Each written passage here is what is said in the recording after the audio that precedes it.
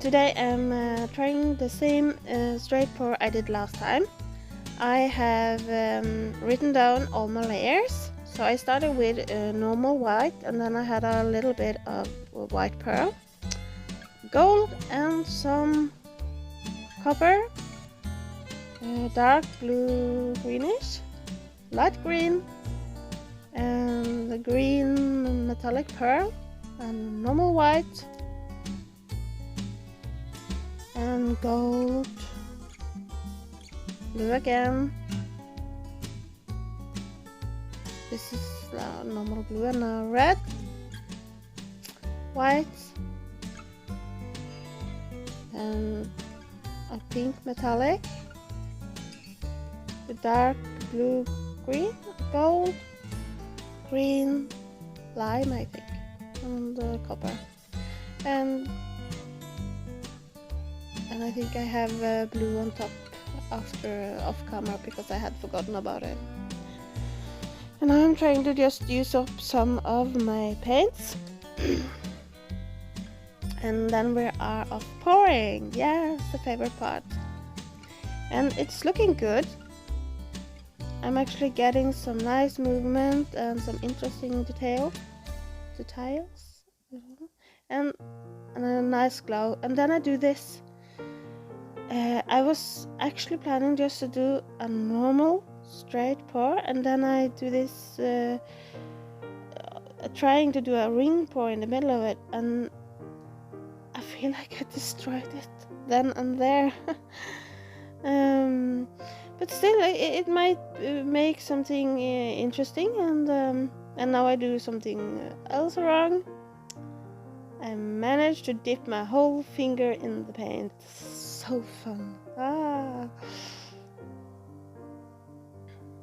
And yeah, I have too little paint in my cup. I need a bigger cup for that size canvas, and it's gonna be very obvious when I start stretching it.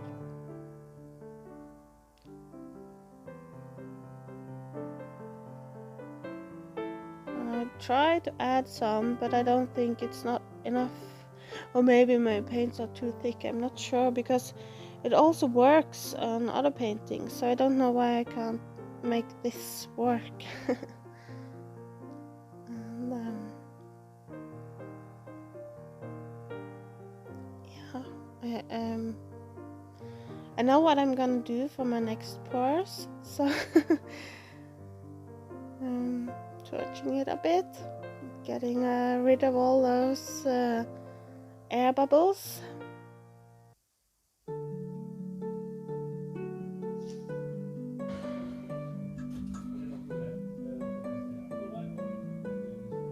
And even now I can feel it's quite nice composition, and there's something happening there, not just lines and wriggles and stuff. It's I like the top part with the green and gold, and cells that I have formed there. I think it's quite nice, and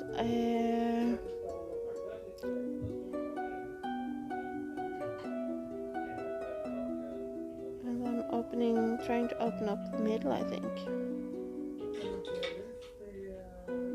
but I can see that there's just not enough paint that's gonna go in, and I'm gonna lose the composition, I think, because there wasn't enough paint in the cup to keep it.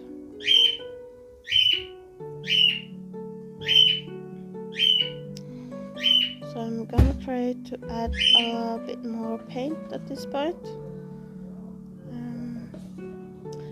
The reason I'm so afraid of adding enough paint, I think, is because I have in the past had too much paint, and then the parts where I liked were in the edges and just disappeared. So I just think that was so what I have to do is just have enough paint, pour it out, and not be afraid of losing the edges, because they have to go if you're...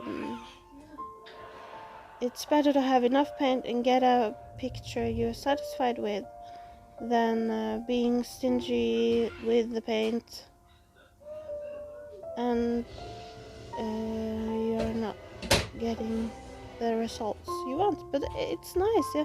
I think that's in the top corner there, even though it was very stretched, it was kind of nice. You had the gold and the greens making nice, but I'm seeing it get so stretched out. This would be okay. If I had more paint now, this would have been quite alright. But I have to pour a lot more away to get my edges covered.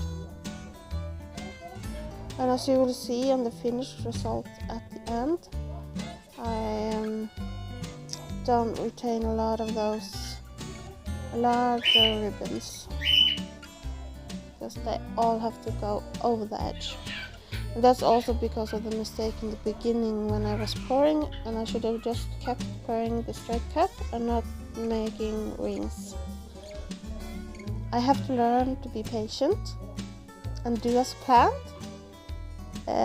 Of course, sometimes you have to go with the flow, but sometimes to learn something you have to do it properly and keep going instead of starting a new idea in the middle of something else. Yeah. It's annoying when I do that, because I do it all the time. I can say this with almost every pour. It went wrong because I didn't follow the plan every time. Of course I do other mistakes, but had I followed the plan, I could have, when I was happy with the composition, I could have had a base color fill out and made negative space on the edges, and that would have been very nice. But since I didn't follow the plan, everything got up. It's not bad. It's not that the rings are bad. It's just not what I wanted. It wasn't the result I was looking for. So now I'm just stretching it, trying to get all the corners and edges covered.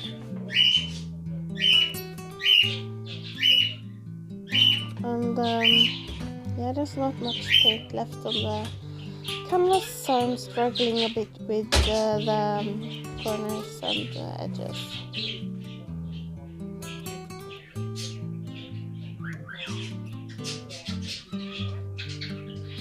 Especially that last corner. There are some very nice details. My English is what it is. Maybe I'll get better doing this.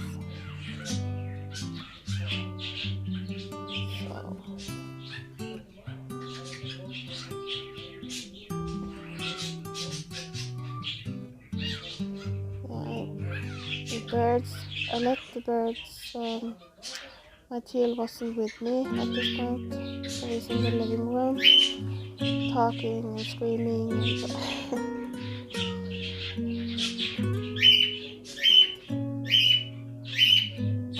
yeah, that is. And I've got two badgers as well. Well, they're flying around in the living room and in the kitchen. Yeah, they make a lot.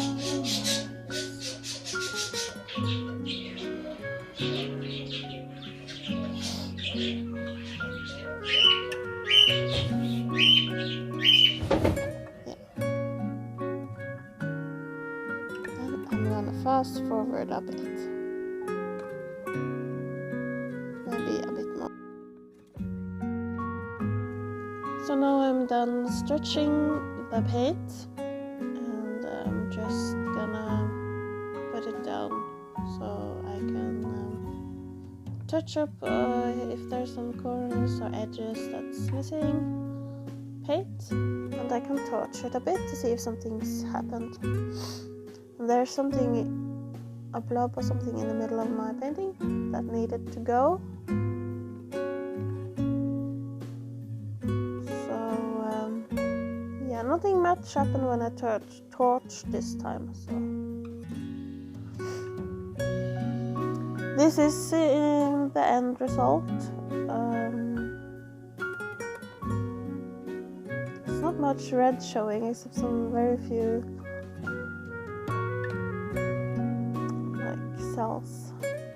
And this part is quite nice. I would have liked more of this flow, because when there's too much line and I pushed some of the lines, I don't have the whole ring.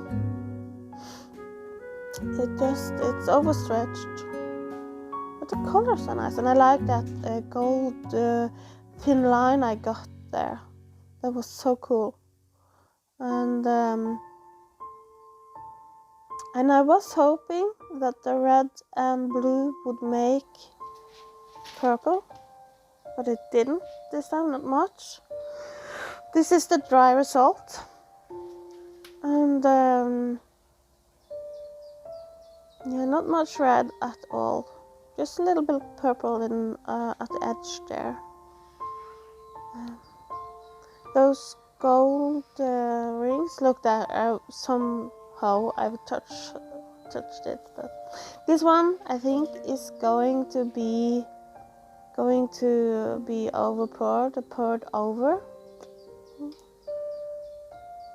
So, but I love these colors, and I'm going to do this again with the same colors, more paint, and see what happens if I manage to do the straight pour properly and not cutting it short. Bye bye for now.